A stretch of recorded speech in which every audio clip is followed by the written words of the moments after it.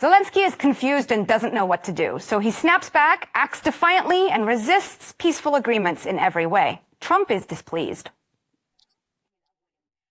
Interesting details about how Kiev and Europe reacted to the Moscow-Washington dialogue are in the author's column, Mendeleev's Table.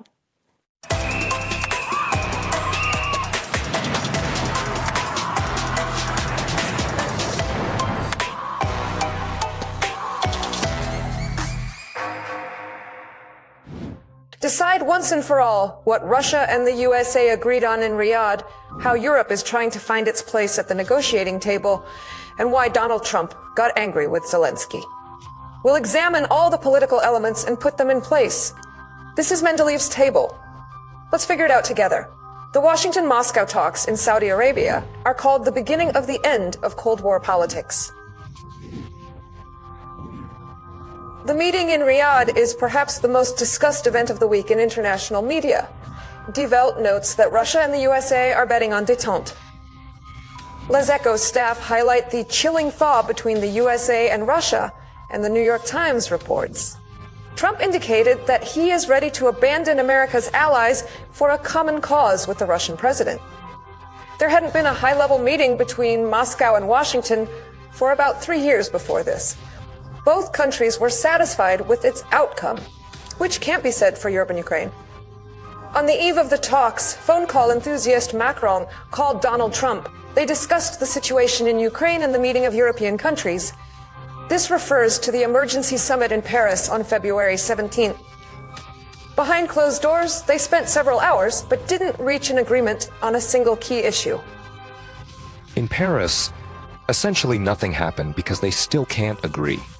The European Union is incapable of anything. For 10 years, they couldn't stop illegal migration. For 3 years, they couldn't establish peace in Ukraine. They missed their chance. A Hungarian political expert is convinced that decisions on Ukraine will be made without the EU's involvement. But Brussels still hopes to get a seat at the negotiating table for resolving the conflict in Ukraine. However, the Hungarian Prime Minister is convinced the moment has already passed. Leaders of major European countries missed the moment when they could have been initiators in this matter. They are stuck on the side of war. Although we have been persuading them to pursue a policy of peace for the last 3 years, they didn't do it. The reality is that Europe has inherently lost in the game of musical chairs and is left without a place at the negotiating table. They are unable to influence Washington's position. America spends enormous amounts on maintaining a military presence in Europe, on supporting various politicians, on coups, on political influence. And there's no global sense in this. Europe is already dependent on the United States of America, and if these resources are redirected, America won't become weaker. But what Europe will do is a very big question. It's important to understand that even during his first term, Trump was quite skeptical of European politicians, including Macron, where he publicly brushed dandruff off the French president's shoulder when he was acting arrogantly in Britain, which is completely dependent. Now, they also see that Scholz is essentially nobody. That all these Euro institutions are so dependent on the United States that America can manipulate them as it wishes. And here again, Ukraine as always becomes the scapegoat. Why? Ukraine has no agency. Ukraine cannot provide for itself or solve its own issues. Moreover, Kiev is burning the last bridges in its relationship with the White House. As The Guardian reports, Zelensky angered Trump when he criticized the U.S.-Russia talks in Saudi Arabia.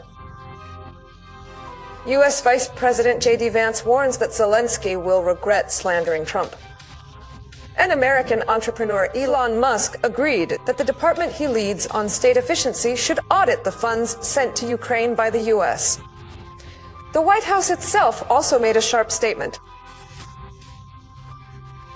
Just think, the modestly successful comedian Volodymyr Zelensky convinced the United States to spend $350 billion on a war that couldn't be won, that should never have started, but which he can never resolve without the US and Trump. The US spent $200 billion more than Europe, with European money guaranteed, while the US gets nothing in return.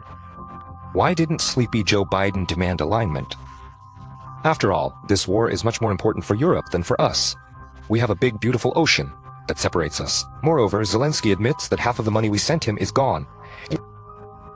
Following the talks in Riyadh, several groups of negotiators on various Russian-American relations issues will be formed. It's too early to talk about further prospects and timelines for conflict resolution, but the most important thing is that dialogue has been established.